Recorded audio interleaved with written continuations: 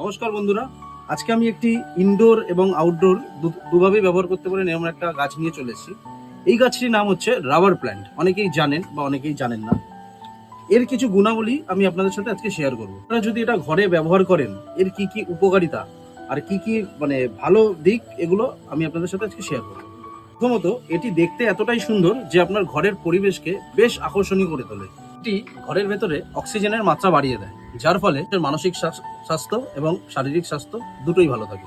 এই গাছটিকে কিভাবে ঘরের ভেতরে ভালো রাখতে হবে, এর পরিচর্যা আপনারা যে কিভাবে করবেন বা কি করলে গাছটি ভালো থাকবে, এটা যদি আপনাদের জানতে হয় তাহলে অবশ্যই আমাদেরকে কমেন্ট করুন।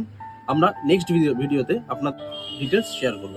ভিডিওটি ভালো লাগলে অবশ্যই আমাদের ইউটিউব চ্যানেলটি সাবস্ক্রাইব করে পাশে থাকুন, এবং যদি কেউ ফেসবুক বা ইনস্টা থেকে দেখেন সেখানে ফলো করে আমাদের পাশে থাকবেন। আরও নতুন নতুন যে ভিডিওগুলো আমরা আনছি, তাহলে আপনারা খুব শীঘ্রই সেই ভিডিওগুলো গিয়ে দেখতে পারেন। ধন্যবাদ।